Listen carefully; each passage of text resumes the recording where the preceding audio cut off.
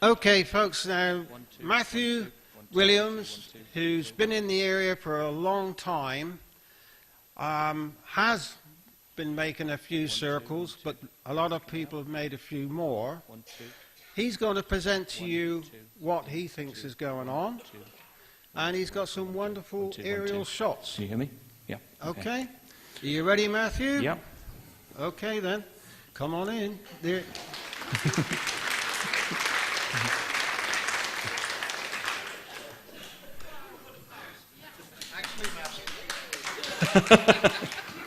I always wear this shirt. It's the only shirt I've got. It's literally one of the only shirts I've got. Well, thank you very much for coming. There's a lot of people. You must have made a mistake. You definitely don't want to hear this talk. Okay, right.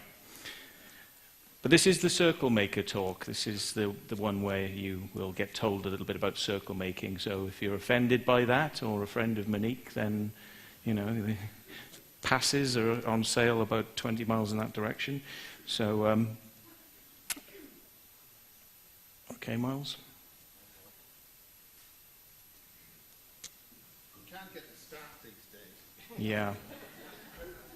It's down on numbers now. Okay, well, my name is Matthew Williams, and I have been a UFO researcher and more recently a circle maker. 20 years I was circle making, from about 1991 to 2000, and I got arrested. I'll talk a little bit about that in a bit, but I've got to set my timer, because this is a 5-minute timer for what I'm going to call the negative zone, okay? Because if I deal with the negative stuff in 5 minutes, really quickly, then when this goes beep, I stop, and then we go positive for the rest of the talk, okay? Because Miles doesn't want me doing my normal talk, which is like, and they did this, and she did that, and it's like, no, because you don't need that, probably. You can watch that on the YouTube channel if you wish. But I think it's called No Rant. No rant. I've taken my tablets. They'll kick in a bit. So, okay. I just thought I'd say, as you've been told about Merlin's Mound, and it's just outside, and some people may have told you that you're not supposed to go up it. It's actually, as far as I'm aware, a public right-of-way, and I've had this from somebody who's a local historian. So you are actually allowed, if you wish, to walk through the college any time of the day or night you wish and go up there. And you shouldn't let the security people tell you that you know, not to be there, because it is actually a public right-of-way. So, anyway, there we are. I was interested in the water pipes. The Victorians decided that they were going to tunnel in through the top and put pipes in there. And seeing as we were talking, or people were talking about water, Maria was talking about water and changes to water, it's interesting that they have a very unusual source of water going through there, because the energies that are going to be running through that little mound are going to be very different to the types of waters you get anywhere else. And it's interesting as well, I don't think anybody's quite mentioned, but it does actually have a spiral going around it, and vortex has been mentioned a number of times this weekend. Some people have described it as possibly being like a serpent wrapped around the hill going to the top. So it's slightly unusual, so it's worth having a look at that one, because you won't see anything quite like it. So, and it is a public right-of-way. So anyway, before we get going, I'd just like to sort of see if anybody knows about crop circles. I mean, how many of you would say you know a little bit about crop circles? Yeah, that's most people in here. Okay, good. Okay, and how many of you have a clem about who I am? A clem, a clue. A clemitis. About who I am. Good, there's a few of you, so I hope I don't lose anyone with this talk, because I will just be sort of going into some in-depth topics, and I'll assume that you kind of know what I'm talking about. Haven't got a lot of time to go over things until the questions and answer session later on, so we can do that. And anything that you will be interested in finding out, you can also look at CMTV, which is Circle Makers TV. It's a little channel I did on the internet, and there's 72 hours of interviews with circle makers, so you can hear it right from the horses' mouths, and you can get a lot of the answers that you might be asking me, very well-asked questions that we've answered many times before. So I'm just going to say we'll hold some of that for now, and we'll just answer those questions in the break. John Cowie, yesterday, I thought I'd bring this up, he was mentioning about how adverts jingle around in your head for 20 years. I get stuck with these things, these musical jingles, but also, I just wanted to check with you if I went through this. If I gave you something like, for MASH, get... See, it works, doesn't it? Carlsberg is probably best lager in the world, yes. And it's a lot less bother with a hover. These are all 20-year-old adverts. Now, there is a point to me making this statement. A lot of you will have heard many things about crop circles. And unfortunately, I think people's brains, myself included, are kind of like a computer. It's really easy to put information in, but once it's programmed, that's it. It's very hard to deprogram what you've heard and what you've been told. So like these 20-year-old jingles that you can't get out of your head, there's going to be some terms and terminology that are going to invoke certain things in you which make you think that a lot of what is going on out there in terms of crop circle research is the absolute fact. Okay, so if I say to you crop circles, and we just take somebody random and see if, what would you say if you've got a bit of flattened crop in a crop circle, somebody along here, you've got a bit of flattened crop, and there's something unusual about it. It's not being done by wind, it's being done by some unusual force or person or thing. What sort of features would you expect to see in that? Can anybody, just throw some words at me? Beauty, yeah, okay. Anything else? There we are. Somebody mentioned nodes. Thatched bottoms. No, I haven't got one of those. Not crushed or broken stone. Not crushed or broken, yeah. These are all things you'll have been told. Now, blown nodes come to mind for me. Microwave damage, have you heard that one? And radiation, plasma vortices, balls of light. And you've heard these things, and they go in, jump, and that's it. They're very hard to get out. And as a researcher, because I started, we've got 5 minutes. This is negative stuff. Right, shall I reset it once? Because I'm going to... Okay, let's reset it just the once. Okay. So it's very hard to deprogram this stuff. Okay. So what I'm going to say to you is, I'm going to rush through this, okay? Keep calm, and basically, we'll go through it later on if you've got any questions. So don't panic if you hear anything you don't understand, because we can always come back to it. So anyway, right, first things first. I don't know what my dad was doing putting this in my lecture, but anyway, I was born in 1971 in South Wales. Terrible. And I was interested in UFOs from about age 10. I had books on UFOs and ghosts, but I was only interested in it. I didn't believe in it. I just thought they were interesting stories. I read them, and I just sort of like went, But I used to like that sort of stuff. And I had the Unexplained box set, which some of you may have known and had yourself. Then in 1989 or 1988, I had an experience where I was driving over a road in a car. I saw a triangular light. This is not the actual thing. This is a mock-up I did on Photoshop. Saw something like this and drove down the road a bit, lost sight of it, reversed back up the road to get sight of it, and it had gone. It took me from being somebody that was skeptical and put me in the position of being somebody who now thought, well, maybe people do see weird things. And I decided from that point onwards to become a UFO researcher. I became fairly well known in UFO circles. Used to do radio interviews, TV material for magazines. I was a consultant for UFO magazine, which was mentioned by Gary Hasseltine. UFO investigator for Bufora and in my own right. So, I mean, I went into this and I started believing that there was something more going on. And I had a lot of sightings, I've had a lot of strange things, a lot of ghosts, paranormal activity, telepathic powers. We'll come on to some of that in the talk. Anyway, UFO magazines like Alien Encounters used to feature. I was the UFO expert on the Y-Files, which is the middle upper with, forget his name now. Down below is Tony Robinson from Time Team. He came and interviewed me in the same shirt in the Barge Inn in Honey Street. And Nick Redfern on the right-hand side, he's a good friend, he's a UFO author. He's written about me in books such as Saucer Spies. So if you want to read something about how I've ruffled the feathers of the establishment by looking into UFOs, government documents, secret bases that used to investigate UFOs, and places like RAF Rudloe Manor and the Caution Computer Centre. That's an underground entrance to a working underground military base, and how these guys used to send out officers to interview witnesses. That's all there. But, I mean, leaping forward, my research eventually brought me to a UFO conference in Cardiff with Colin Andrews, and I got introduced to crop circles. And at first, I didn't actually press the button on this to start it off, but okay. I wasn't that impressed by crop circles when I first saw them. I was expecting a lot more. Colin Andrews really impressed me with his talk, as probably a lot of you have been impressed and impressioned upon by these amazing claims about crop circles. And I went out there expecting to feel the vibes, to sit down and meditate and get something, and I didn't quite get what everybody else was saying they were getting.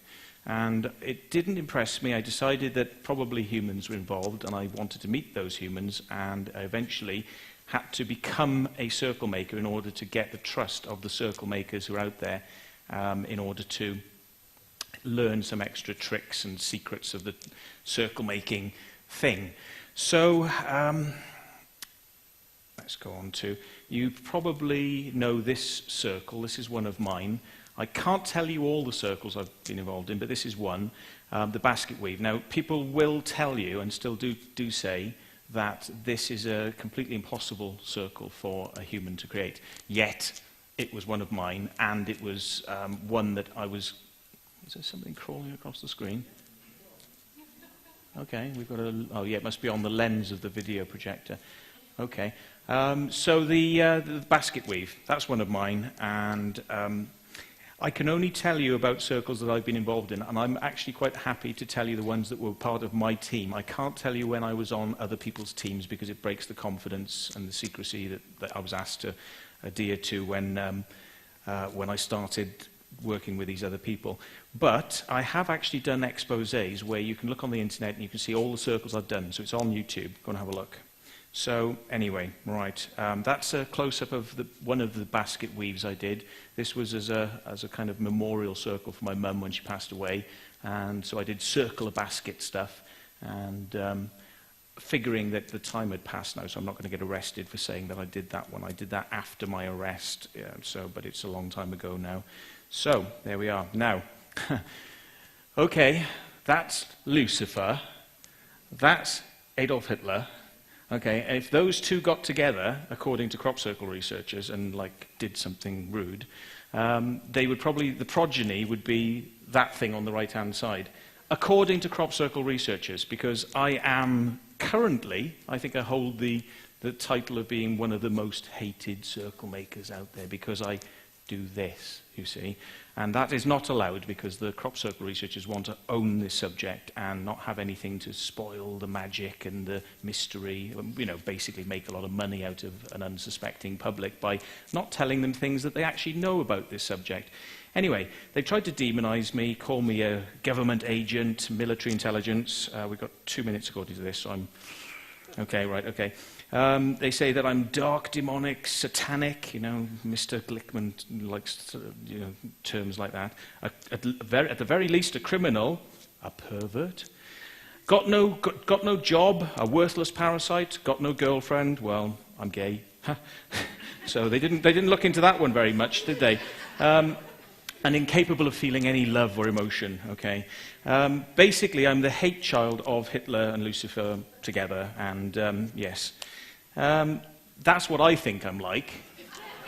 But most crop circle researchers will not get this close to be able to talk to me, because they all talk amongst themselves and say that if you speak to a circle maker, the terms are used as you get infected, and then you basically lose it, and then they treat you like you've got Ebola. You can't come near us now. It's like, stay away because you may infect us. So, circle makers and crop circle researchers don't go well together. Anyway, very quickly then, Whitley Strieber, I trusted the guy with some information about a circle I was doing. He fed it to the police and Professor Michael Glickman.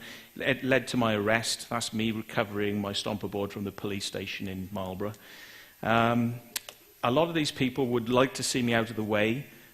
They've tried to get me evicted. contacting my landlord in the past. I've even had, and this is covered in Circle Makers TV, so I won't deal with it here, I've had spies put in my house that actually wanted to get me in trouble with the police, and I didn't realize at the time that they were connected with the researchers, you know, trust people, and trying to get me, you know, in big trouble with the police.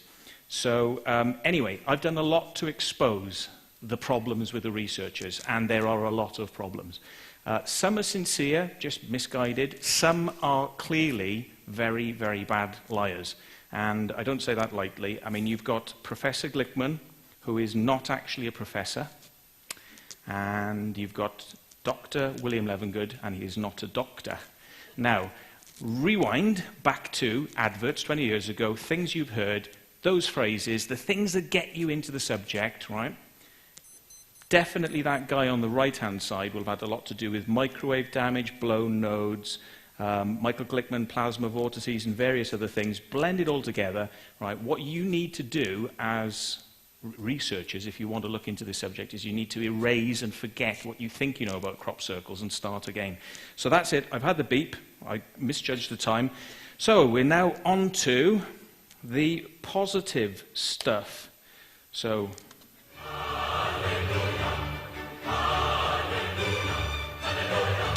Yeah, right. Okay. Now, if I was actually a demon, I should be going like this now. Oh, no. But there we are. So, okay, so why do we make crop circles? In short, circle makers are either artists or people interested in the paranormal, or both. In short. Okay.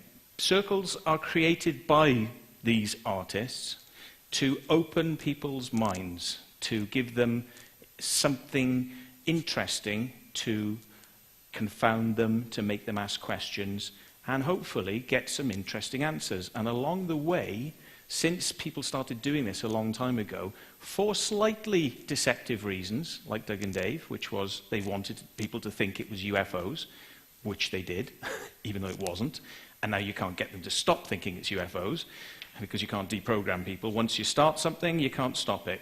So, yeah, basically, it's a mystery art, but is it necessarily a bad thing? You know, the benefits to crop circles, if you say they're not made by humans, or if they're made by humans, either way, I know that circles I've made have caused people to have healings, so they say, awakenings in their lives, to experience paranormal events. And we're going to go into a load of those later on, and we're just scratching the surface. Possibly a lot of people here in the audience have had some sort of paranormal event connected with crop circles. Should we have a quick show of hands if anybody has had something strange happen that's life-altering? Any healing? Anything like that? Great, there you go. Now, you may or may not know whether those were man-made circles, but does it really matter? If you find out that they were man-made circles, then you might want to start making them. But does it really matter at the end of the day? A lot of people don't really want to hear what I've got to say, but I think for a social record, for the truth, for history, it's good that circle makers are out there talking about it. And I'm one of the more approachable circle makers, I like to think. And I do try to tell it how it is without revealing any secrets of the circle making teams. Anyway, people also get meditative benefit from crop circles. And also it brings people together. It's a great social attractor. People from all over the world. I mean, look at this conference today. I mean, people from Poland, Switzerland. I've heard all sorts of languages being spoken, and the Netherlands, wherever that is. We get a lot of Netherlands people come over for crop circles. That Janet Ospard and, yeah, what? You're friends with Janet? You like Janet? She hates me. She said some really nasty things about me, which aren't true as well. That I tried to physically force her to look at my stomper board. Oi, look at my stomper board. Look at it. She's like, no, I can't look at it. You know, and it's like, no, that isn't what happened at all. But there we go. I digress. A hoaxer. Right. This is not negative, by the way. This is just to say that, is this hoaxing? It's a negative word. You know, negative use of words are used to describe circle makers. No, it isn't hoaxing. It's circle making. If you think that aliens make circles, then they're real crop circles. So, If you think that humans make a crop circle, why should it be a horrible, terrible thing? You know, just keep an open mind. So what people tend to do is they say that alien stuff is very good, nice one, aliens. Anything man-made, very bad, bad quality, boo, hiss. Okay, but actually, there's another issue, which is the aliens cannot be done for criminal damage. You know, they don't even get done according to what I've been hearing this weekend. You know, if they abduct you, probe you, steal your children, rape you, do all sorts of things, they're still looking out for your best interests. Really? I mean, I'd like to think that myself, but I mean, it doesn't always sound like it. But it's okay for aliens to get away with all that stuff, but humans, you dare rape, well, not that I want to, but rape, abduct, probe, steal babies, very nasty. Well, okay, that's not, you know, what people are doing with crop circles. It's actually more, it's positive, I believe. So let's dispense with the aliens and say, if people are having paranormal experiences in the man-made circles, and I'm going to tell you that I think, you know, most of the circles are man-made, I'll define that by, is this? It's just crackling. Okay, man-made crop circles are, yeah, they're the main thing out there. The definition of how many, I would say anything that's complex geometry is man-made. Anything which is simplified, just a simple circle or a swirl damage, that may be the original phenomena. But most crop circle researchers are only interested in high art forms. They're interested in the geometries, the complex stuff. So they tend to throw the baby out with the bathwater. And they're only interested in stuff that's made by people. But they say, but that's definitely not made by people because it's too complicated. So the more complicated it is, the more I would say that it probably is humans have done it. And you only have to look at the amount of mistakes that are in the crop circles. We'll go into that a little bit later, perhaps. But there's key things you can ascertain to say that circles are made by people. But okay, so why can't we give humans some credit for the circles? You know, if we deny that humans are making circles, then all the things that people say they've experienced in crop circles, the UFOs, the paranormal effects, the healings, if they are made by people, but we deny this, then what we're really doing is we're denying that human beings can be part of something very good, very beneficial. And thank you. And I think that it's sad. I've got to stay off the negative. It's very sad that the researchers can't embrace this. It is slowly starting to get across because it's taking a long time, but I'm starting to hear some of the things that I've been banging away, trying to tell people over the years about this subject. They're starting to take hold now, and you do hear people saying, well, it doesn't really matter if it's humans, you know, and humans have strange experiences. And not only that, we're going to come on to the fact that humans are probably being influenced to do these designs by something else. We don't know what that something is. And all of this makes the crop circle subject what it is. You know, we don't deny that humans built the pyramids.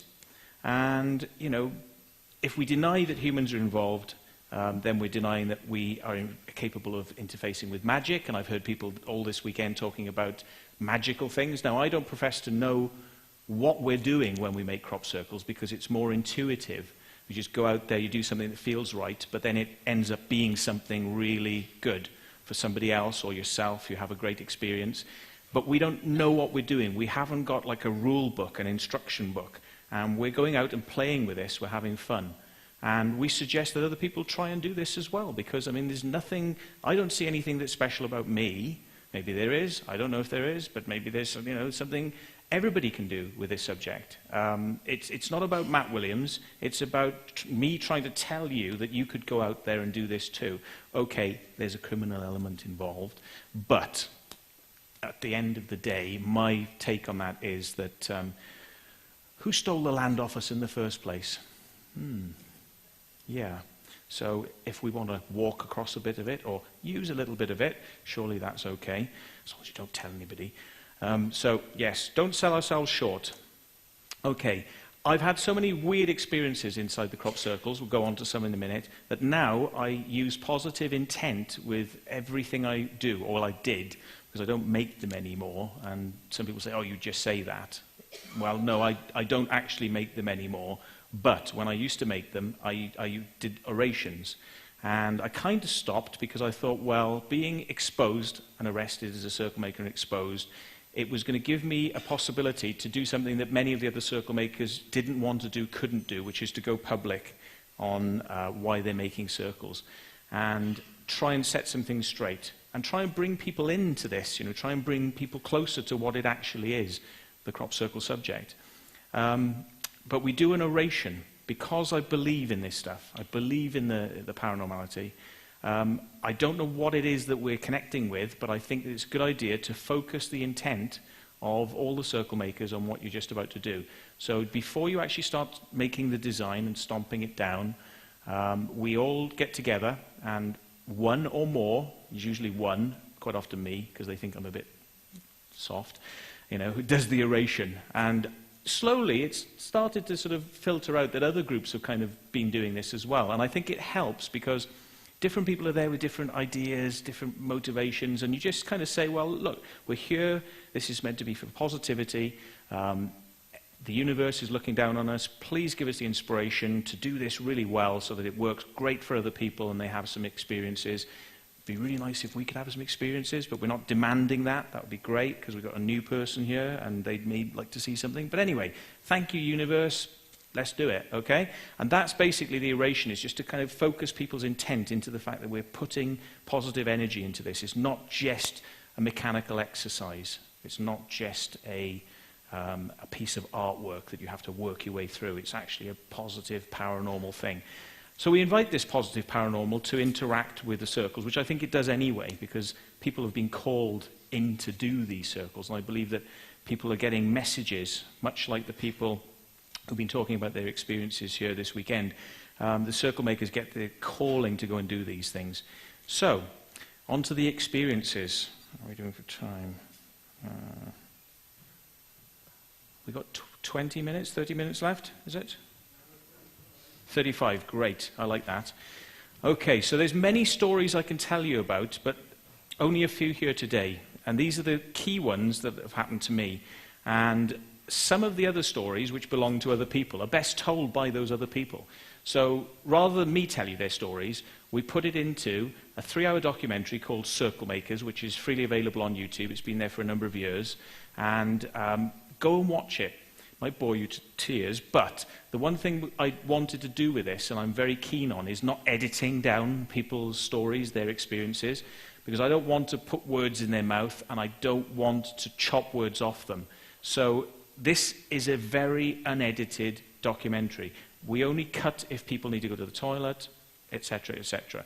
So it's a series of just extended interviews with circle makers about why they do it. And the reason I did it like that is because I wanted you to get the impression from looking at them unedited, warts and all, ums, ahs, stutters, what these people are like. Do you believe them? Do you trust them? Do you think what they're saying is correct? And if you do, I think you'll be quite excited because everyone's having paranormal experiences. Even the teams that like to go, yeah, we're just about art. Yeah, we're real artists, and we're doing this to become the top of the art world. But there was the time the light came down and then sort of like shone on us. And anyway, I'm not going to go into their experiences. We haven't got time. But even the skeptical artist types have had weird experiences they can't explain. So, and there's Circle Makers TV, which has 72 hours of interviews with circle makers.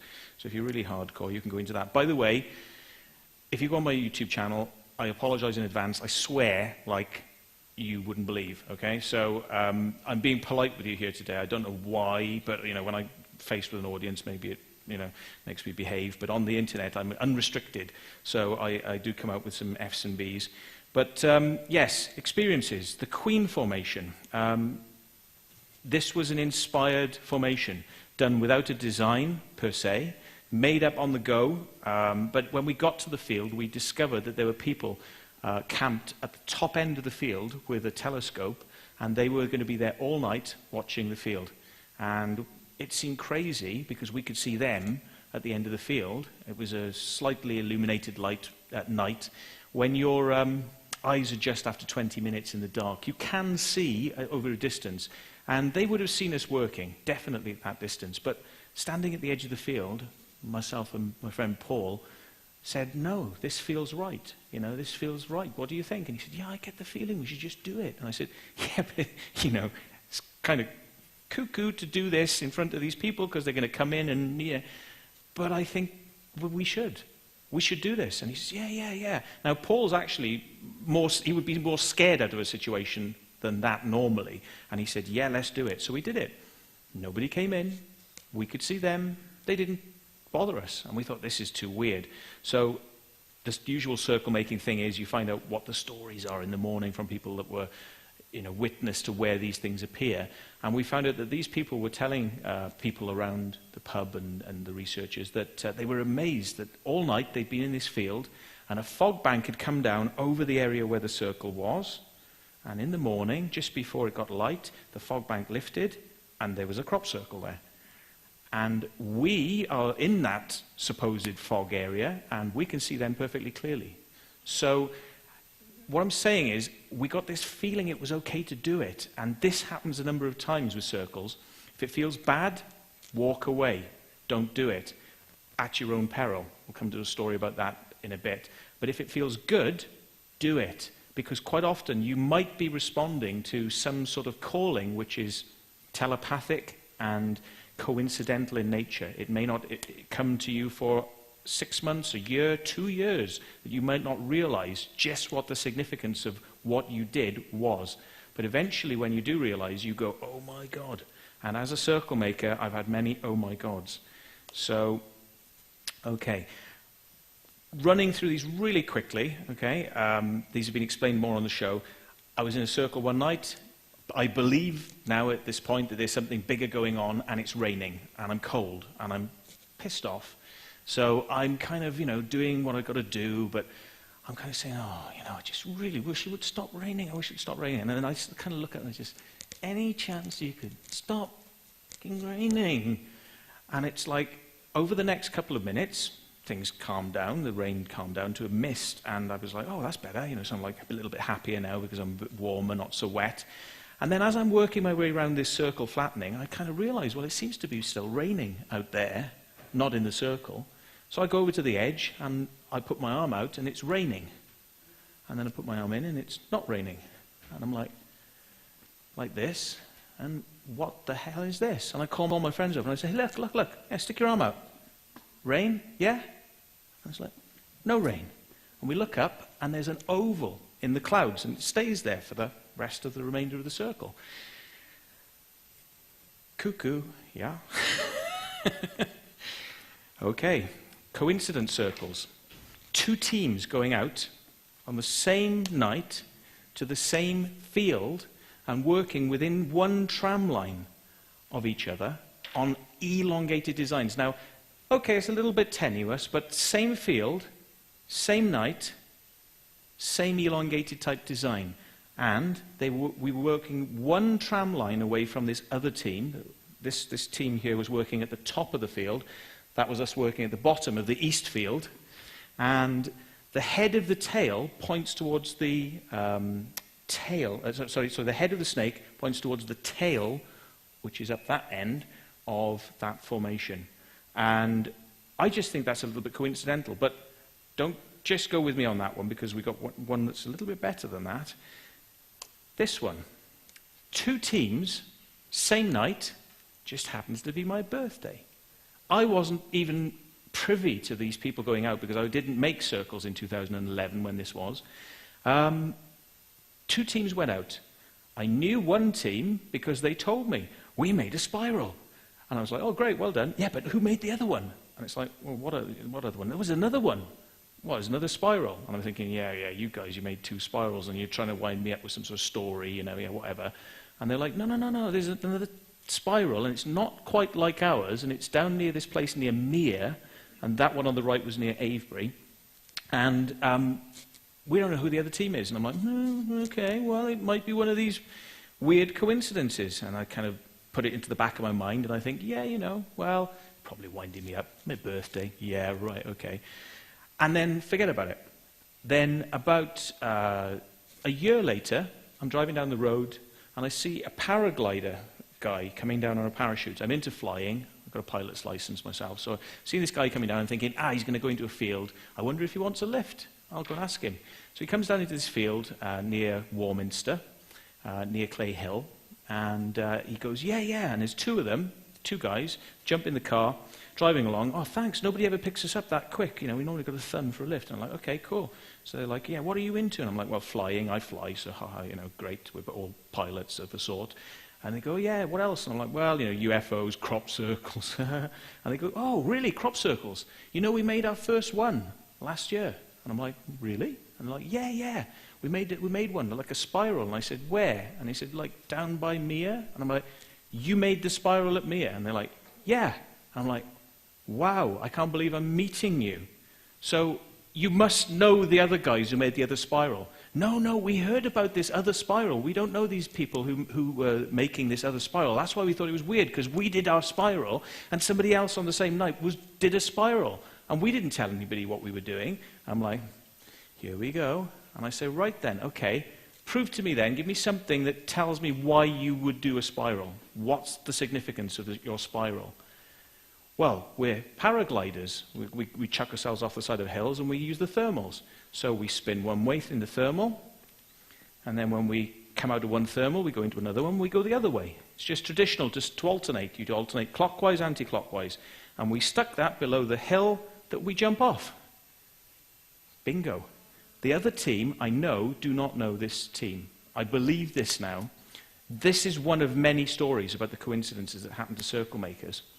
Okay, Simeon Hine, Dr. Simeon Hine from the States, he's into remote viewing. We took him out to see a circle being made under real conditions, illegal. He was just a witness, he didn't take part. But we had a time alteration. Again, something happened when I asked for something. It was without even realizing, you've got to be careful what you ask for, I think, because we were running out of time. It was a big formation, and I estimated by where we were on the plans and how long it had taken us to get this far that we were going to need more time before it got light. Otherwise, we'd be working in daylight, and we would have to leave something out of the formation, which I don't like having to do. So I kind of went, oh, God, what's the time, guys? Didn't have a watch on. So it's 1 o'clock, it's 1 o'clock. Oh, yeah, mine's 1:05. Okay, fine. So we carry on working, and then I'm looking at the sky, I'm thinking, it's getting light. I can see it changing from being darker red to a little bit more blue. And it's like, okay, right, okay, so an hour passes, at least an hour. I say, right, God, we really need more time. I wish we had more time. Okay, what's the time, guys? Oh, well, 1 o'clock, that can't be right. No, mine says yeah, mine's like 1:05 again. And it's like, yeah, but didn't you say it was 1:05? Yeah, I said it was like that. So it's like, hang on a minute, where's the hour come from? That can't be right. You must have got it wrong. No, I got my time right. And they're all like, we got our times right. I'm like, okay, so I look up, and the sky has gone back to the red, not the blue. And over the next hour, it goes to a bit more blue. So, time. He was freaked out by this, very much so. He talks about it in his lectures now. So he was there. Sadly, some of the experiences that we've taken people out to see, Simeon Hine and Ron Russell, and Linda Moulton Howes on the right there, all witnessed us make a circle, which was paid for in daylight. And we did this in front of the cameras and the glare of the spotlight. We're working in daylight, so it wasn't ideal. But we wanted them to have a chance to test the ground before we started and then afterwards. And this is what they did. They came with their equipment, and Ron Russell and Simeon Hine had an electrostatic meter. They did a control test, no readings. We make the circle, nothing special about it, no magnetic boots. We're not spraying anything into the field whilst we're doing it. It's like just us making a circle with the tape measure and our boards. And then, when they test it after we've made the formation, they go, whoa, hang on, this can't be right. And they've got different equipment, so they're checking their equipment. They're going around and they're going, this has the highest reading of any crop circle over the years that we've ever gone in.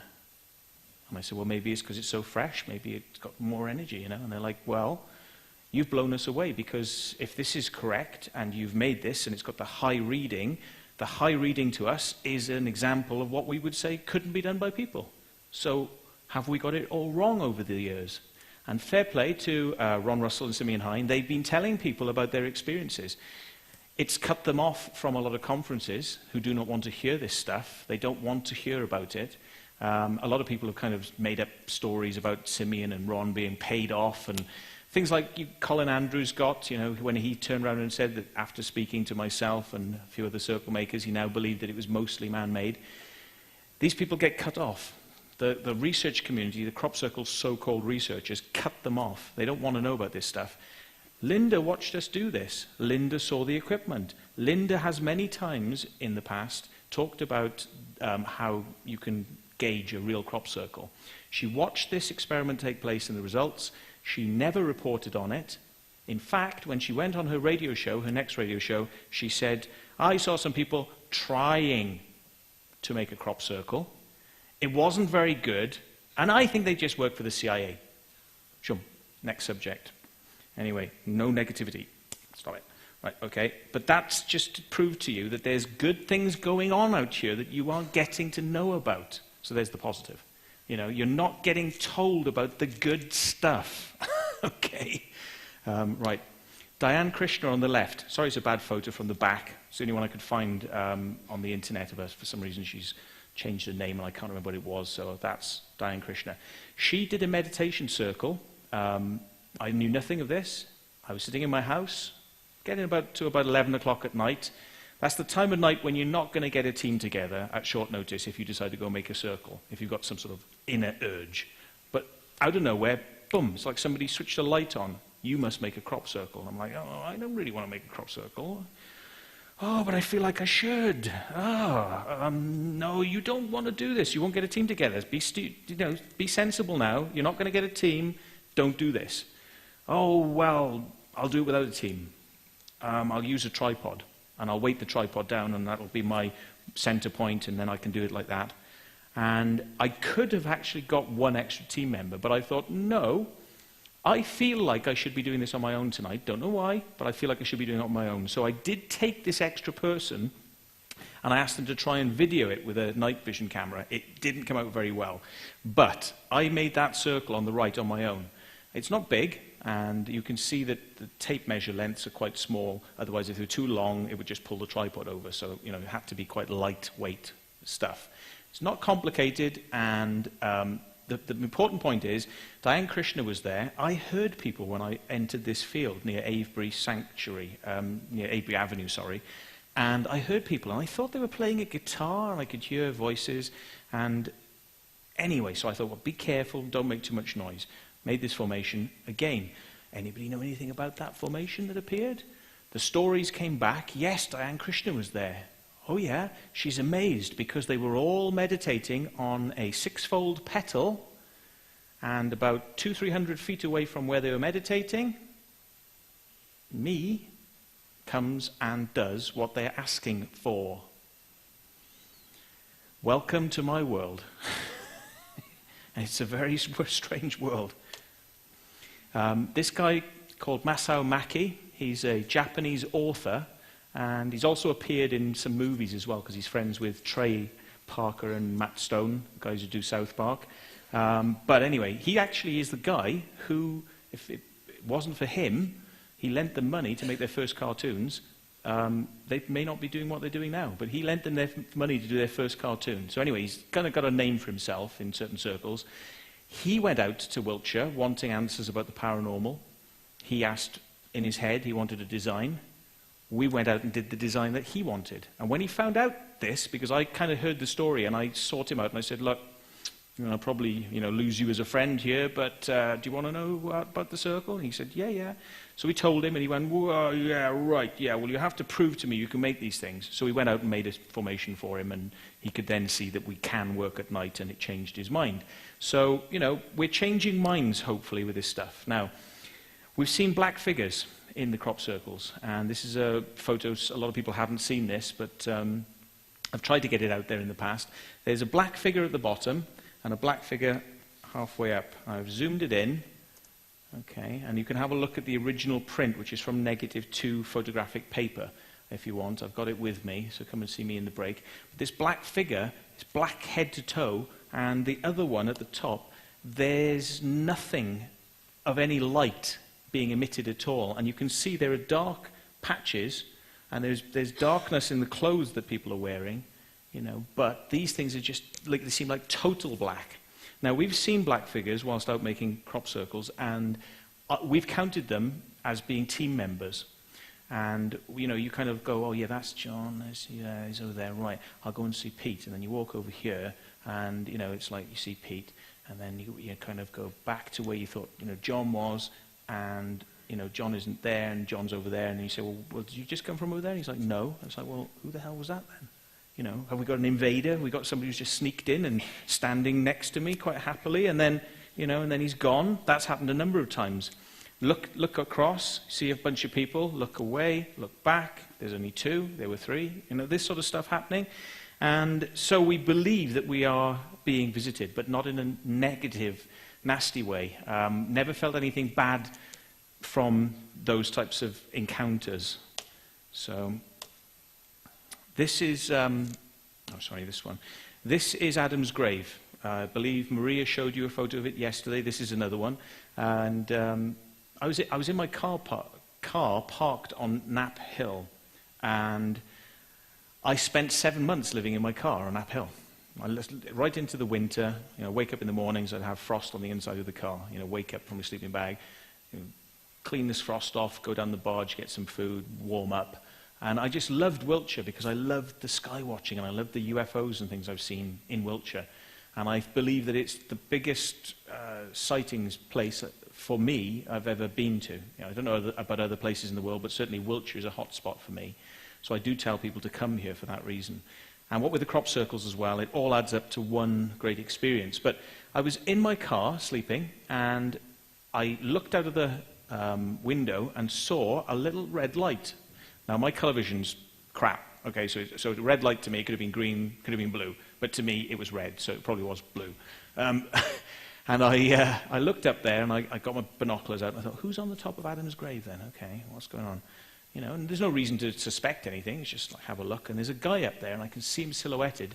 And he's looking down, and he's just walking back and forward. He's looking at his feet, which seems a little bit unusual because, you know, is he bored? Why is he there? You know, what's he doing? Why would he be stepping around? I would sit down if I was bored. You know, I wouldn't just sort of like pace back and forth.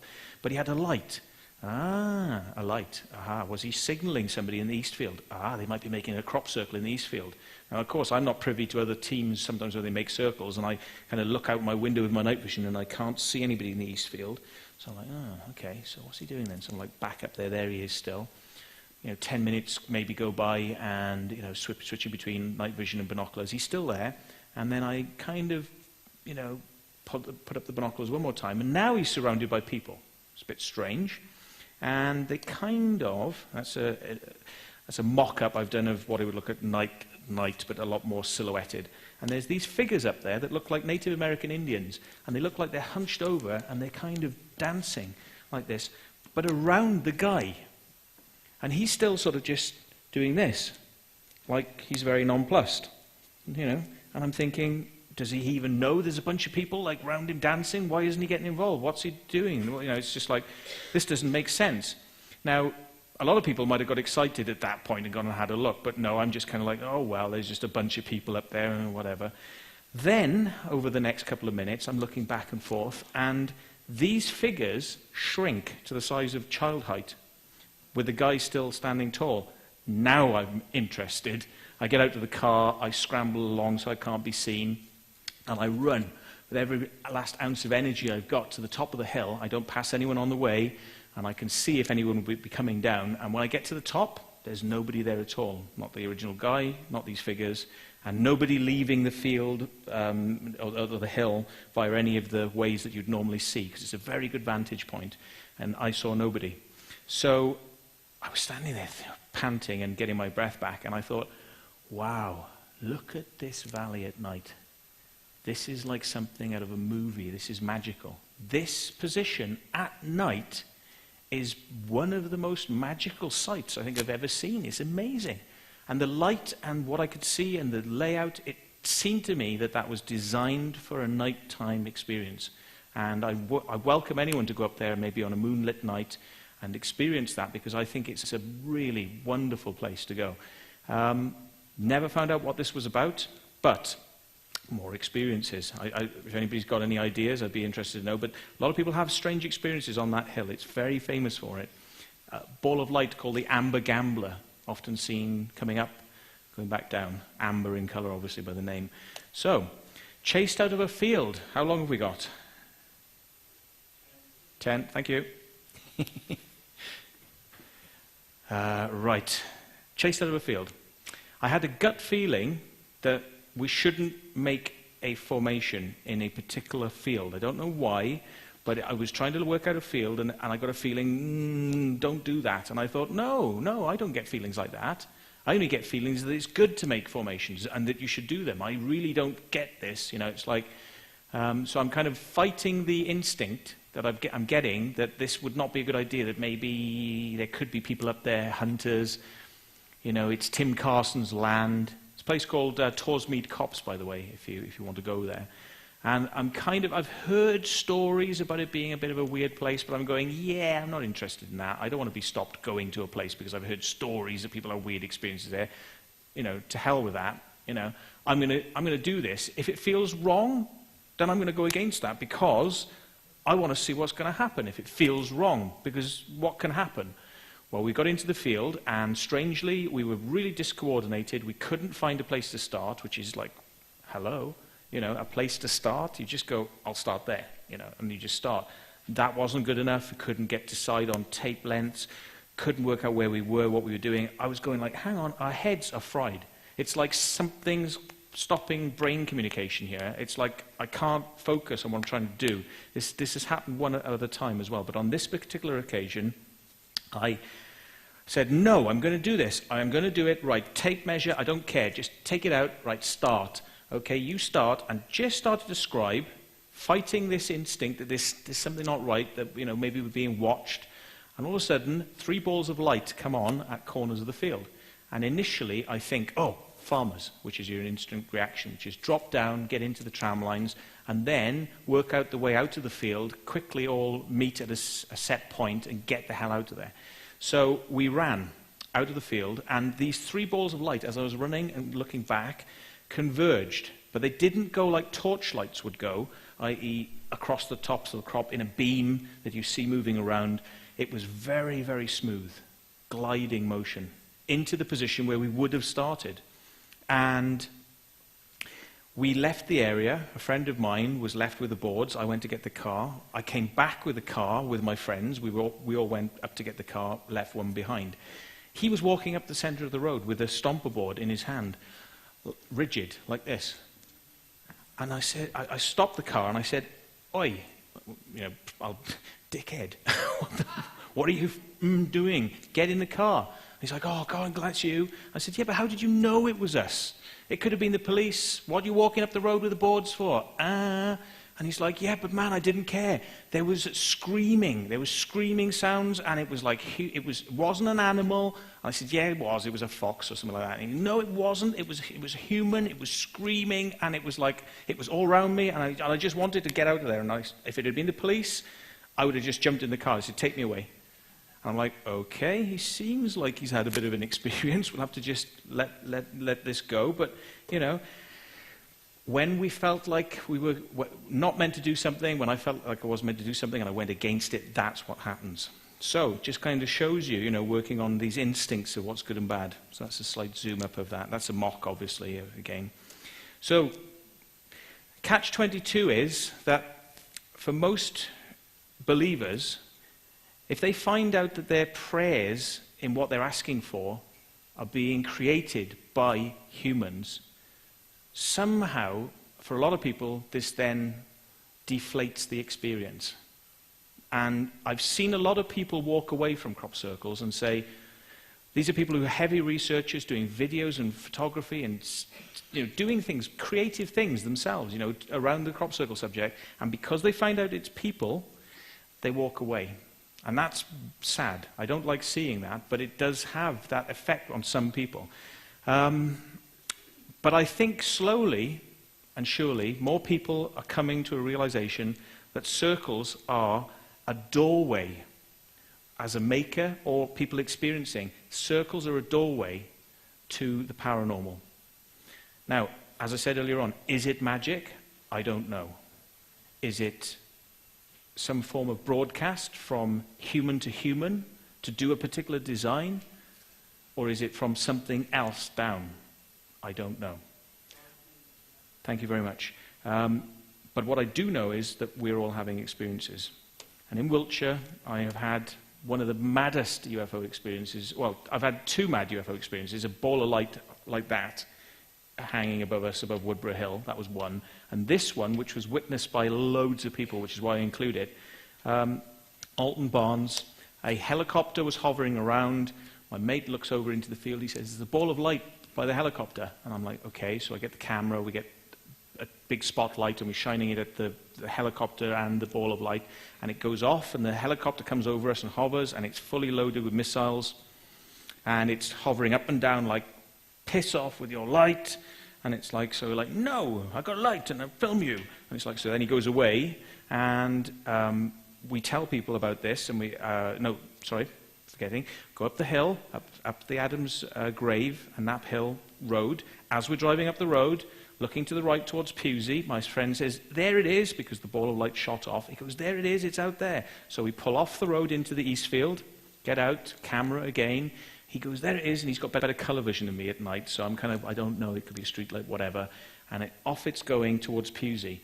And it zigzags a few times, and then down out of the clouds comes, as you can see up there, what would have been probably, a good estimate would be a mile wide, because it covered the village of Pewsey in the distance, and it just came down very quickly out of the cloud and stopped.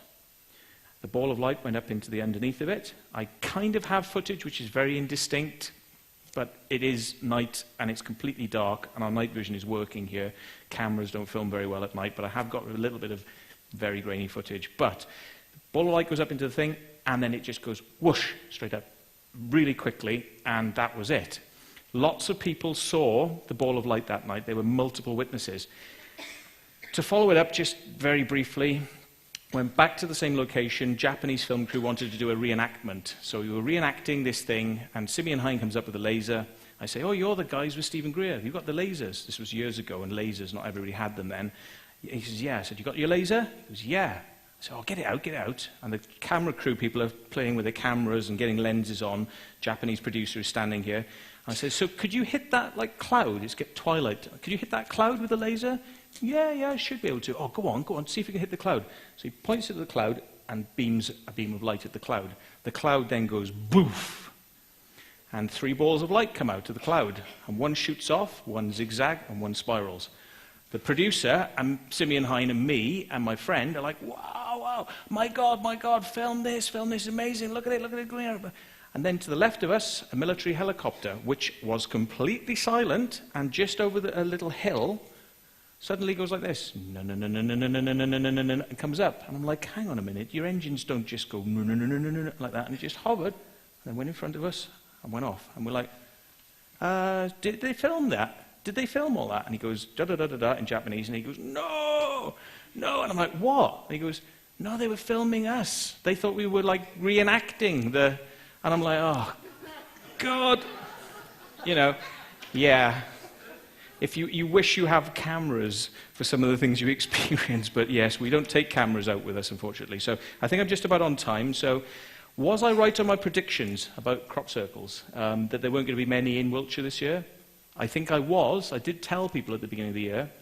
And the reason for it is because too many circles have been appearing in Wiltshire in too many of the same fields. It's angered the farmers. The farmers have decided they're going to cut them out.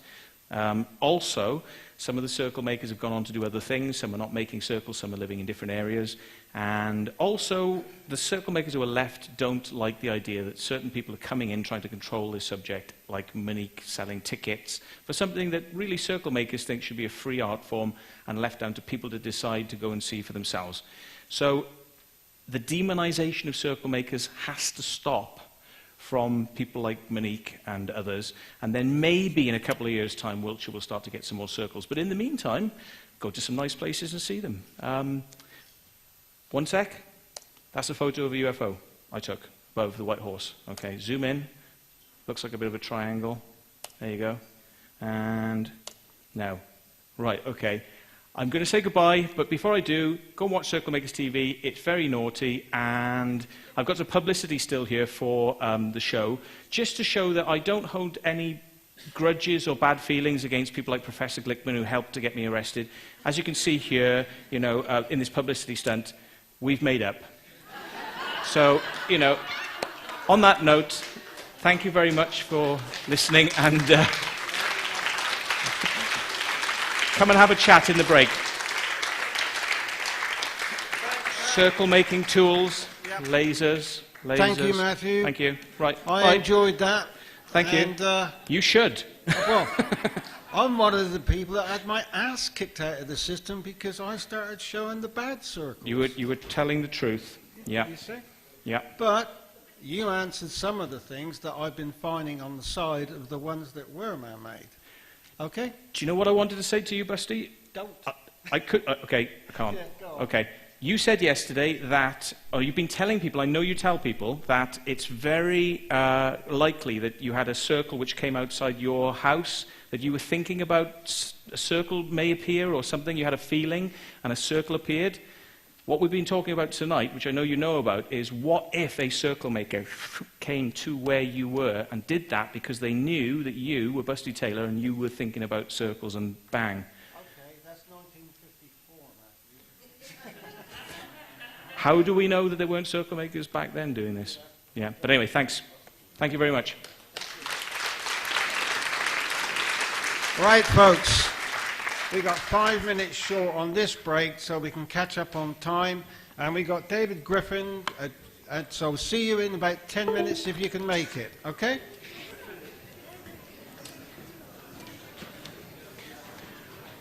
If anyone's interested, I might be prepared to auction this Circle Makers Stomper board for Sea Shepherd charity later on. If you come to the questions and answers, we'll see if we can get a couple of quid for Sea Shepherd. So, own a circle making board.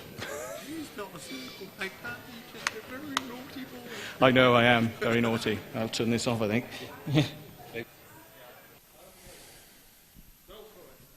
Okay, I have a question for Matthew.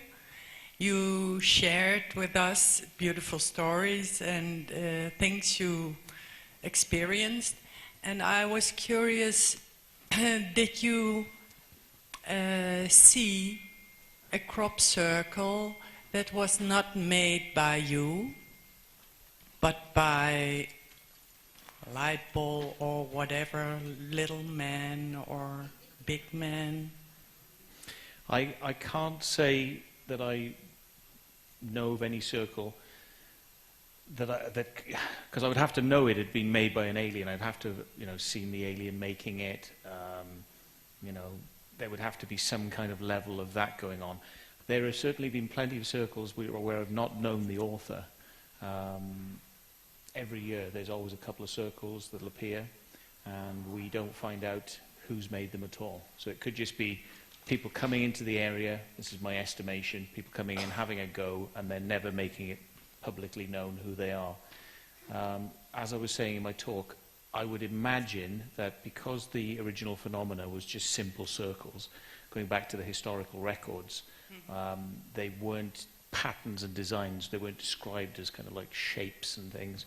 I think that that could be the original phenomena, if there is such a thing as the original phenomena. And the stuff that gets more complicated, the more complicated it is, the more it's going to be done by people. So, you really are going to be going back to wind damage, simple circles, if you're looking for something that could be original phenomena.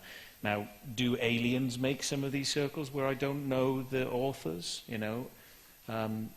If they do, they seem to be using the same techniques as humans because they leave behind telltale marks, one of which is usually the board width, which just happens to be about 1 meter in many cases wide. Doesn't have to be, but a foot is a usual good indicator because people have usually got fairly similar sized feet. And when you draw the lines, which are like these lines on the floor, when you make these lines marks in to sort of start your circle, if you're holding a tape and you're moving around, you're crabbing sideways, so you're walking sideways, and you're using the full width of your foot to make that mark around. If you walk forwards, because both feet don't line up with each other, they'll sort of go left, right, so you'll get a cookie cutter. So when you crab sideways, it just tends to be that same foot width going around. If you look for that, you'll spot it in the circle, and then afterwards it'll be filled in with boards. So it'll then become 1 meter wide, so it's from being 1 foot to 1 meter. And if you look for that, it's called combing. And you can spot it, you know, in many circles. It looks like somebody's had a load of grease or wax and they've put a comb through their hair or their fingers through their hair, and you get these marks, these like lines. Measure them, they'll be about 1 meter wide.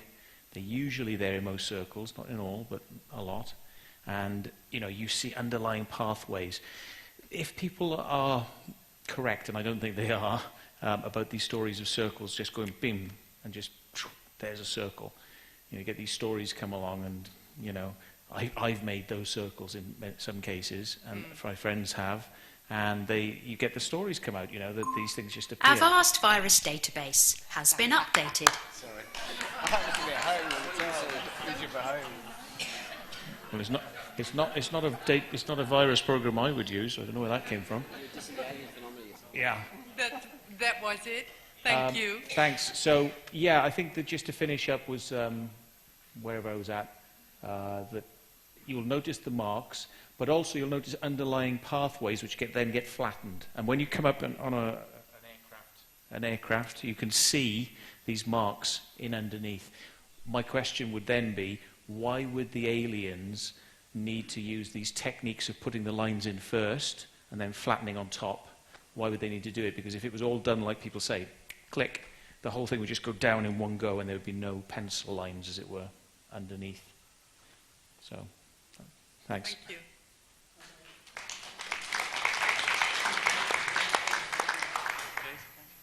Hello, my question is to Kerry. I've heard about a pantheon of 13 people called the Council of Druids. Have you any more information on those? I've heard a little bit about them. I'm not sure.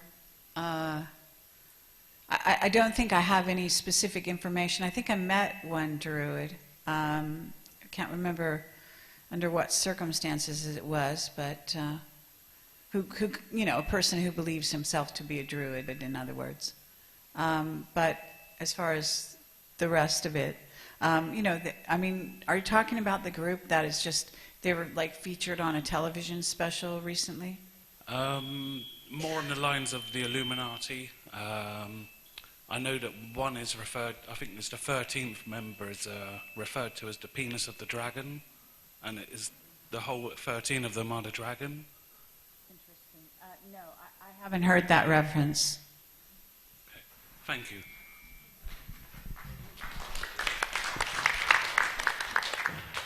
My question is for Kerry as well. Do you have any idea what happened with the MH370 flight? Well, I have a lot of information on my website. I wrote several articles about it containing a lot of the links to research, and very good research and very good articles.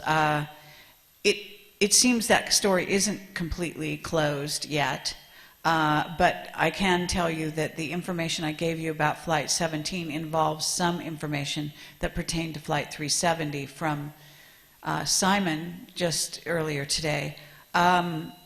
I can also say that David Hawkins and his partner, whose last name is McConnell, and Field McConnell, who is an ex-airline pilot, have talked about, you know, the Boeing autopilot, you know, redirect that then redirected the Flight 370 to Diego Garcia. There's substantial information out there that it was redirected. Simon said a piece of information that I don't think has ever gone out there about that flight. He said there was a group of bioterrorism scientists on that flight, as well as the ones who were working for, I think it was called Freescale Technology, which was a very well-known story that was put out there. And that was substantiated by Mike Harris, among other things. And someone called him and told him to shut up, someone from presumably the CIA, because he had a background with a relationship with Motorola, and Freescale Technology was a division of Motorola originally that then broke off and was bought. Certainly the link up where, you know, the death of those particular scientists who then held the patent, and the fact that the patent then went to a Rothschild is certainly an interesting twist. But it was also that this particular chip is supposed to be a master chip that is able to affect. It sounded like a sort of a what is a Skynet chip that Pete Peterson was involved in as well at a certain point. And I have to be careful in how much I say about that. But there's a relationship there, or a link back there. But it seemed that the Flight 370 is still open. We still don't know the whole story, although according to what I just heard from Simon, if his information is correct, and he seems to be, you know, crystal clear and sure of his information, so for what it's worth, he certainly believes it, which said that that Flight 17 did contain this, you know, virus that was then supposed to hit a Russian city and be dispersed, that being stopped. But there were dead bodies on board that plane that came from Flight 370 and that had been on ice, so to speak, since that plane disappeared, which it flew again to Diego Garcia. So we at least know it hit the ground there. There was filming. There was enough information there that came out of different witnesses to substantiate that part of the trajectory. And there were scientists also were involved in stealth technology on the flight that disappeared, using some form of stealth technology. So, you know, that all of that goes on. Jim Stone did a great deal of research in that area. Gordon Duff has released some information in that regard as well. Those are both sources that I would encourage you to look into further, to look at their stories. Now, Gordon Duff thinks that Jim Stone is being financed by the Mossad. That's the latest I've gotten. I don't know that that's true. I know that Jim Stone is an ex-NSA agent that is on the run in Mexico, and that tries very hard to get the truth out and puts out a lot of good information. I can't say whether he said that some of the people that would basically be disappeared would be put out on in third world countries, that, you know, the other passengers of Flight 370, that would then be, you know, their minds would be wiped, that they would then spend the rest of their lives rummaging through garbage cans and not know who they were, and that periodically their handlers would keep shooting them up. This is one of the things he said was going to be done with those people. Now, obviously, some of them made it into body bags, so they seem to have killed some of them because they seem to have hit the ground on Flight 17. Now, he did say that the Flight 17 was sent by the Mossad, which is an element that I forgot to say just a few minutes ago. So that he said this was an action. So then we got into a whole discussion about who's running Israel. And the bottom line of it's not the Israeli people that are your enemy in the end. They're being used as pawns in this game. It is the Anunnaki who are running Israel behind the scenes. And he did agree with me on that, which was good to get some substantiation on that from somebody on his level, meaning Simon Parkes. I've gone down that rabbit hole quite a ways talking about that, and that's something I didn't have time to get into in my presentation. All right, thank you.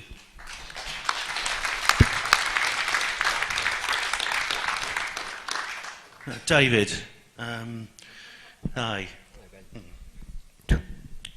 David, I was wondering what you thought about what has recently been happening, in which government institutions like the Centre for Disease Control and Prevention, Bristol City Council, many others have issued official documents in which they are training their staff and making preparations for a zombie apocalypse, and whether it is related in some way to the black goo, Morgellons, etc., pseudo-life.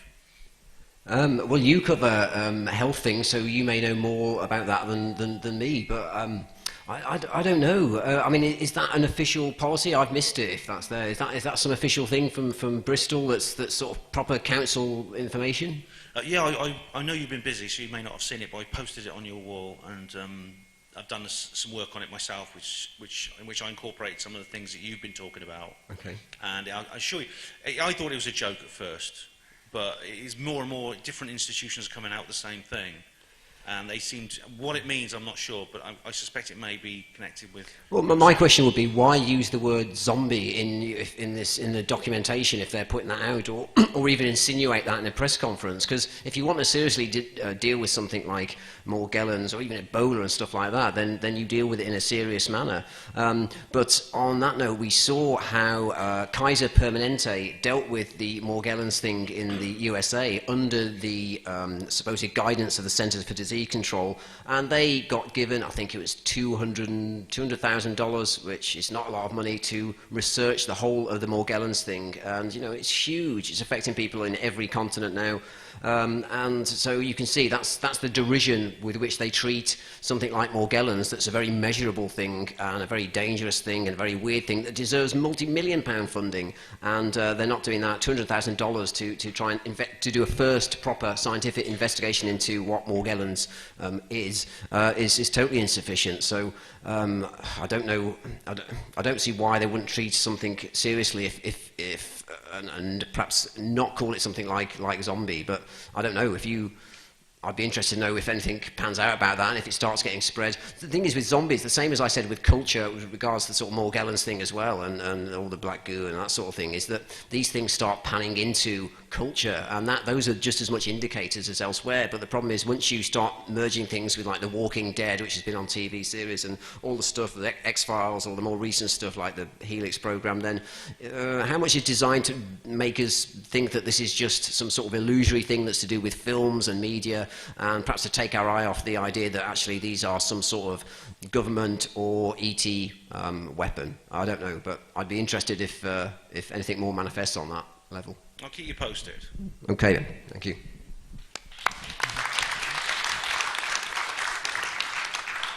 Right, this is to any speaker who may know this.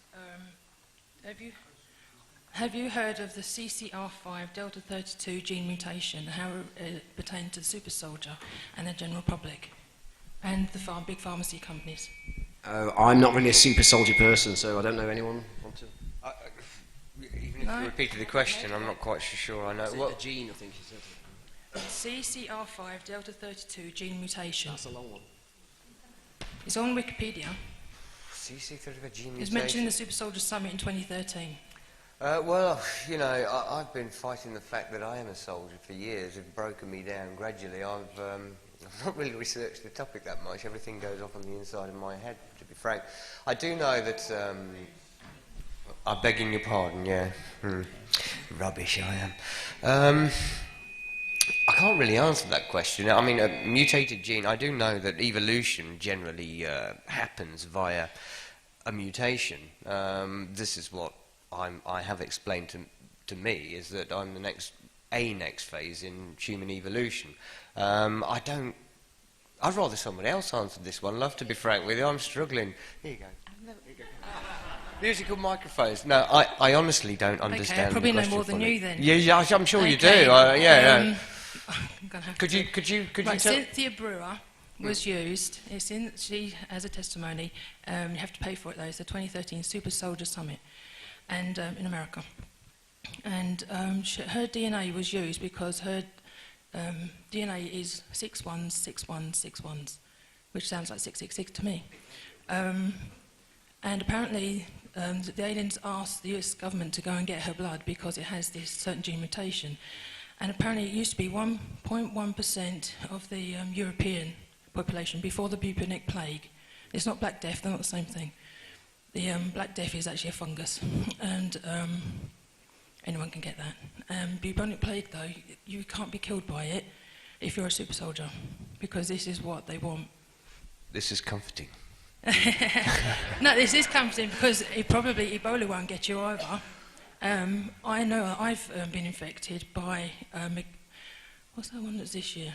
50% mortality begins with an M. I can't remember it now. 50% what? Mortality. Paternity. Mortality. Oh, mortality. Right, okay. What was it? I can't remember it because I didn't write it down. Because I'm very visual, I can't remember things like that. Mm-hmm, yeah. Anyway, so basically, if you're a super soldier, you can't be killed by those things. I think I need to talk to you, actually. Really, I mean, you should drop me an email and refer me to some good research sites because, you know... I probably am a super soldier. Sorry? I probably am a super soldier. You think you are as well? Yeah. Cool. But I don't want to be. But I'll tell you what, though, you can get rid of your implants. I got rid of mine. How? I've gone rogue. Sorry? I've gone rogue. What's rogue? They don't control me. They've tried to kill me 3-4 times this year.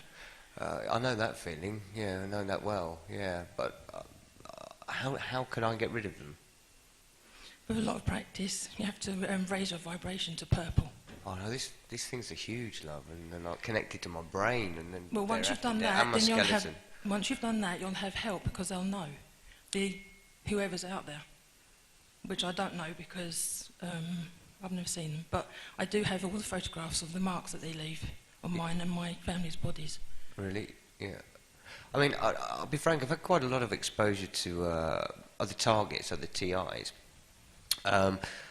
When I was initially contacted by the likes of Miles and 1 or 2 other people, I flatly refused to get involved in anything like this because as far as I was concerned, it discredited me. You know, I could trace everything back to the Second World War, essentially. This is what I've researched and this is what I've learned. I wasn't willing to accept, you know, aliens and the like and what have you. But I've sat here over 3 days and it is triggering me. I'm hearing things, I'm like, my God. You know, I've experienced that. Well, that makes complete sense to me, and I might have to start rethinking things. I don't know. I mean, Kathy today, she mentioned that if the super soldier turned on America, then they would be immediately exterminated. It was after 9/11. It was after 9/11 when I started speaking out against America. You know, if America was a person, it would be a self-inflictor. And presenting solutions. I also met some young people, very well-to-do, that were from very highfalutin military backgrounds that were saying to me, well, what else can we do?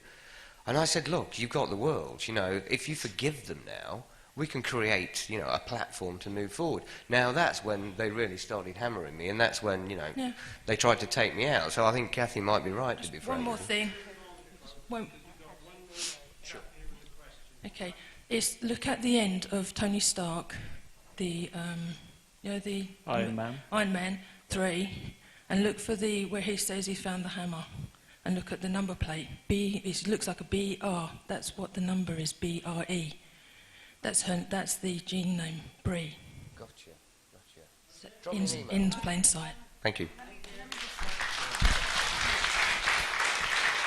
Let me just say that I interviewed her. Excuse me. I just want to say I interviewed that woman whose name is Cynthia Brewer. So you must have gotten your information from my interview with her, I imagine. I don't think she's really done many interviews. Anyway, she did an interview on Project Camelot, so just if you want to hear more from her, there is an interview available on Project Camelot with her. I've got a quick thought for Ben. You were saying about this zombie thing. I can think of 2 things. I might forget if I start explaining one. The first one could be it's a mask to cover the fact that maybe because things like Ebola have got into the news recently, if they say, oh, well, we're practicing for an Ebola outbreak, everyone's going to go, well, there's going to be one. You know, so what they do is they say, oh, they're just doing a silly thing, you know, like zombies. But I mean, what does a zombie do? If it bites you, it infects you, then you infect the next person on. You know, you're not living dead, but you will infect and kill people. So maybe they want to keep it low key. So they've made it a joke. And the other thing I was thinking, but it may not apply to Bristol so much, but you know, in the States, maybe you've got like a load of creationists that are kind of thinking, you know, well, they prepare for these UFOs and the terrorists, but look, you know, we got Noah and, you know, and the Ark, and then when everyone at the end of time is going to come back from the dead, they're not preparing for us, are they? So they feel a bit left out, and it's like a minority type thing, you know. Yeah. Sorry. Sorry, just a quick question for Kieran. You had your implants in 1975. It's now 2014. How do you keep updated? How do I keep updated? Yeah. Your technology. Well, it's quite simple, really, essentially, when I explain to people, you know, what's inside of me, I don't believe is that high-tech. It's what I'm hooked up to, which is high-tech. You know, they're upgrading that all the time. I mean, you know, the chip, you know, every few months is speeding up so many thousands of times, and the computers I'm hooked up to, you know, they're just so incredibly powerful, you know, that as long as I can be linked up to it, they can upgrade me whenever they like, really, I suppose, you know. But I think it's more the point of, you know, I'm becoming more cyborg, and I don't like using that term, you know, I'm becoming more connected to this machine, really. I'm, you know, communicating with it, as one with it, I don't know. But I mean it, I really do want to live a Bob Marley lifestyle rather than do this, you know. I'd rather have the lot out and just play football and flip about, yeah. But does that answer your question? Yeah, that's pretty good. Thank you. Thank you.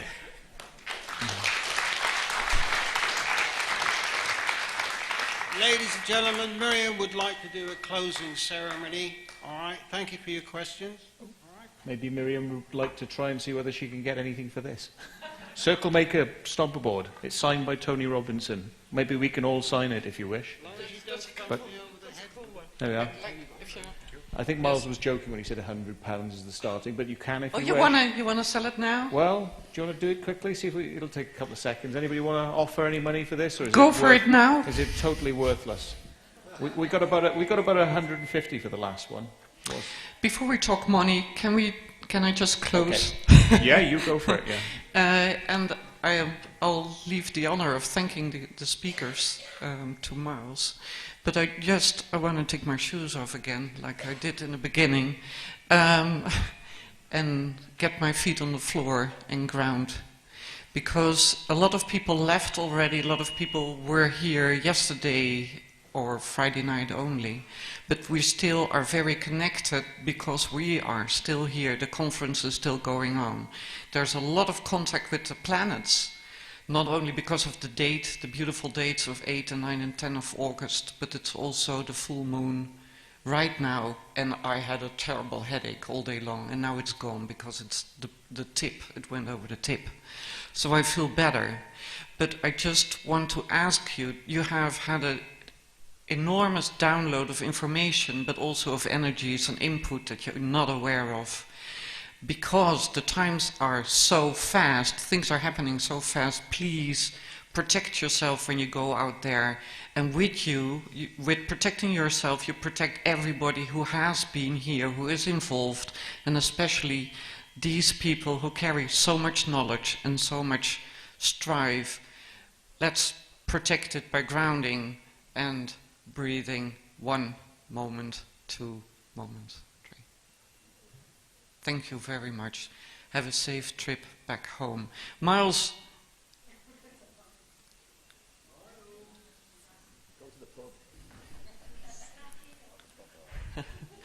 Miles? Oh yes, of course, of course. Well, thank you very much, everybody, for coming to the very first Basis International conference. It's been a big test for the whole phenomena and the research that we've been doing over those last few years. And thank you very much for everybody who's helped. With Miriam, Roma, a fine bunch of ladies keeping me on track in the background, and also the background help of Busty, and my director, my creative workhorse, Matthew, for doing all the production here, because we're running a sort of a one-man multi-TV studio at the moment, and it helps just get it all put together again. And thank you so much for the speakers who've come here and delivered their information It's very important that we get this stuff out. There's a lot of cohesion, and I think that's probably the most important thing, that we've shown that we've got so much to offer a universe, but we've also found out we've got something that's going to kick us in the ass, and we've got to make sure that that doesn't happen. And so I'd like everybody to go home with good spirit of heart, but also that there's something happening that we've got to defend and they're worth defending, and we've got to make sure that we survive this. And the data is that something's bad's coming, and we've got to make sure it doesn't happen.